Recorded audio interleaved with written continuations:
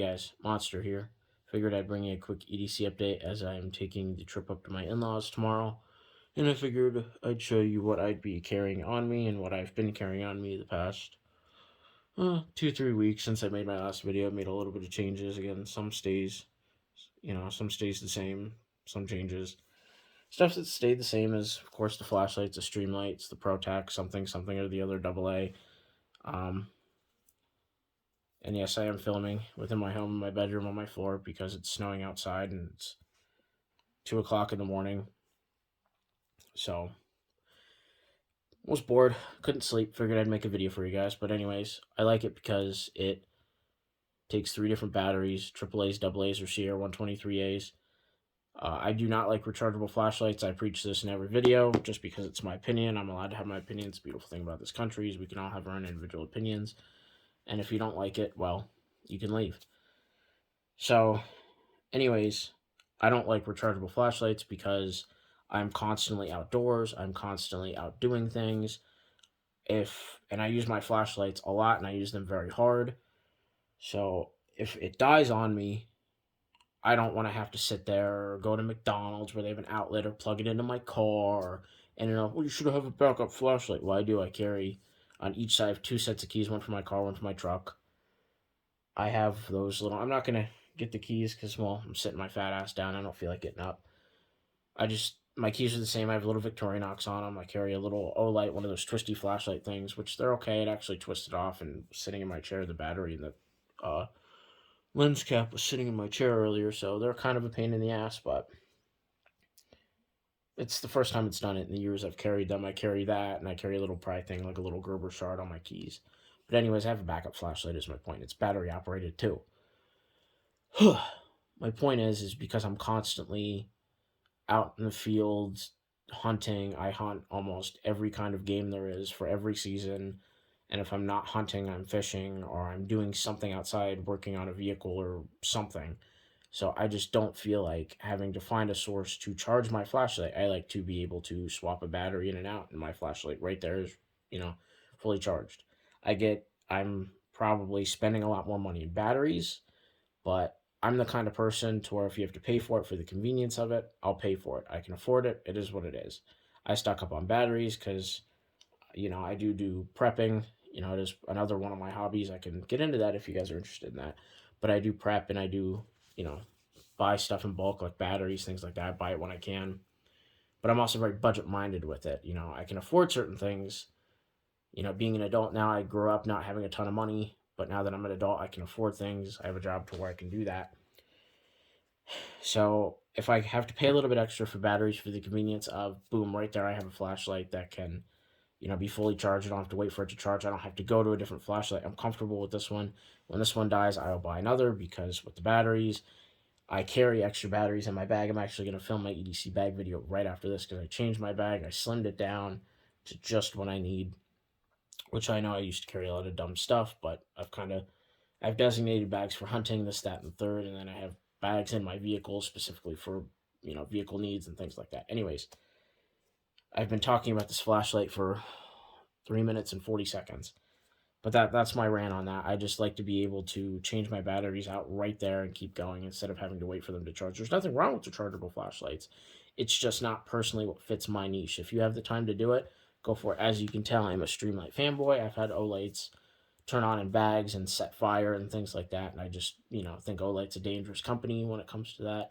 I understood that people have had them for 300 years and run them for 5,000 degrees and they've never done anything. I've seen them personally burned twice, one in a bag of mine that got accidentally bumped on and it caught the bag on fire almost, and then another one as a correctional officer. I had given one to a female coworker of mine, and just being a friend, I sold it to her, and unfortunately ended up melting on her belt because it got bumped on, and it was a Seeker too, actually, I believe, was her model. But anyways, there's nothing wrong with rechargeable flashlights. I'm just a Streamlight fanboy. I actually have a rifle build coming up. I'm not going to get into that in this video, but I put a Streamlight on that over a Surefire. Which I know Surefires are, God's gift to the earth, but I've worked in law enforcement, and me being an avid outdoorsman, I've never had an issue with Streamlight. I'm not going to say they're better, But I personally have never had an issue with Streamlight to the point where I felt I've needed to upgrade to Surefire. Do I think Surefire might be a step above Streamlight? Absolutely. But I've never felt the need to upgrade. I've ran them, again, on rifles, pistols. It's what I run on my Glock 19, is a TLR 7A. Every micro compact I've had, like the P365s, the Glock 43s, I've always run the TLR 6s. Rifles, I've always run the TLR 1s or the TLR 1HLs. I actually just got a Streamlight for this rifle build I'm doing I've never used before. It's a Polytech. It's a real weird light. I've never, heard of the model before. But anyways, I got that. Again, this is turning into a over 5 minute video on just flashlights. But I like to sit here and talk to you guys and whatnot. But that's the flashlight. I do put duct tape around it because I stick the flashlight in my teeth a lot so I can go hands free. And it just cushions on the teeth a little bit. Mini Bic, self-explanatory. Carry lighter, as you know, green. If I didn't already say it 3 times, I spray painted the flashlight because, well, it's mine, and the way I spray paint it with covering the lens and things like that doesn't affect performance or anything like that. And the color green makes me happy, so it's America. I can do what I want. Knife. I have been rocking this Cobra Tech. A local gun shop ordered this for me because I got it like $50 off instead of paying MSRP. It is an OTF. D2 steel, the 3.5-inch blade. I think it's a 4.5, 5-inch handle. Glass breaker, deep carry pot clip. Thing carries amazing. It's got a great action on it. I love it. Is it the most sturdy thing on the planet? No, absolutely not. It does have blade play, but I think all OTFs, or most of them, do. I just can't justify spending $400 on Microtech, even though I would love to. I can't do it. That thing was like $70, $80. I can beat the hell out of it and just buy another one. I use my gear very hard, and I also don't carry knives on me for self-defense. That's why I carry a firearm. Now, could I use that in self-defense? Would it go through soft tissue? Absolutely it would. Is it the most durable thing on the planet? Would I want to pry open a car door or skin an animal with that? Absolutely not. Not that skinning an animal is a very hardcore task, but I don't want to get blood and guts in that mechanism unless, again, in a self-defense situation, last ditch. I don't care what gets in it. So I just don't carry knives for self-defense purposes. That's not why I carry them. I understand people do, and there's nothing wrong with that. It's just not what I would want to do, especially working in law enforcement. I've never seen a need to use a knife in a self-defense situation. When you're going to deadly force, I've always, that's why I carry a firearm. A knife, cut yourself out of a seatbelt, open boxes, cut threads, cut tape at the range, things. That's what I do with my knives. I don't cut myself out of seatbelts. I made it seem like I do that often. That would be an emergency situation where I would use the knife in an extreme environment.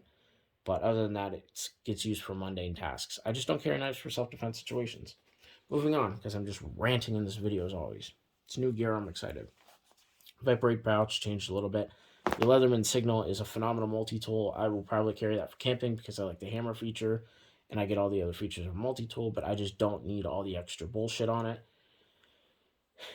So I went back to the Skeletal because it's lightweight. Going up to my in-laws, I left my hunting bag up there. In that hunting bag, I have a Victorinox Tinker. I'm going to put that in here and rock that and see how I like it.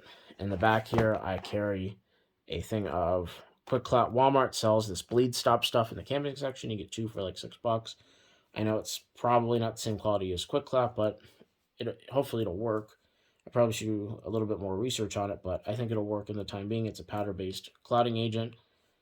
I don't know if it's powder or clay, but it's something of the sorts. I have to do some more research, but there's one of those in here. It fits perfectly in there. Wound seal, Band-Aids, and alcohol pads. I'm not going to dig it all out, but that's what I carry in there. It's not a trauma kit, but it is probably a step above a boo-boo kit. And then I carry a full trauma kit in my little EDC bag, which you guys will see in the next video, which I'm going to film right after this. I'm still rocking the Carhartt wallet. I like it a lot. RFID blocking. The firearm I'm carrying is the Shield 45, which I've just always gone back to either this or a Glock 19. And yes, it is hot and chambered, so I'm going to keep it there. Put it in the side direction. I do carry it with the 7-round plus 1 mag, so 8 rounds. Same capacity as a full-size 1911. A third the weight and a third the size and a third the thickness. Now, I do have it in a holster, of course. Green, you notice the front of it's all screwed up because I bought the Performance Center with the 4-inch barrel, so I dremeled the end off and so it would slide in. and I ended up not liking it, so I sold it. But I kept the holster. The holster works just fine. They were $80 holsters, so why would I sell it? Now in the Leatherman pouch I keep on my left hand side, I did go back to putting the spare mag in against the 7R mag Federal Punch. But that's about it, guys. I know I went on a 10-minute rant about the flashlight, and I only talked 3 seconds about the gun, but you know, I'm set in my ways with how I feel, you know, how to carry things, and I'm hoping to give people ideas, and I'm also looking to get ideas from people. I'm always looking to expand and help people expand on their EDC. You know, we rely on this stuff every day, and I trust my life in a lot of this gear. Do I trust my life to that knife? In certain situations, I might if I have to. In certain situations, I won't. Again, that's why I carry a firearm for defense. I don't carry the knife for defense. I'm not going to repeat myself like I have been. You know, I tend to do that a lot. Oh, around the house, by the way, I do wear gym shorts around the house. It's pretty much I come home, take my jeans off, and I throw on gym shorts. In those gym shorts, I carry a knife and a flashlight. I've been rocking the Boker Kalashnikov automatic in the Aus 8 steel, OD green, deep carry clip. This is what I just carry around the house as my beater knife around the house. And then a Streamlight Micro Stream, the same one that's been on the channel for absolute ever. This is still going. It's never died. You know, AAA flashlight. But other than that, guys, that's it. So after this, I'm going to film my EDC bag video. So keep a lookout for this video and that one. You know how it goes, guys. Stay bladed, stay pewed, and most importantly, stay free.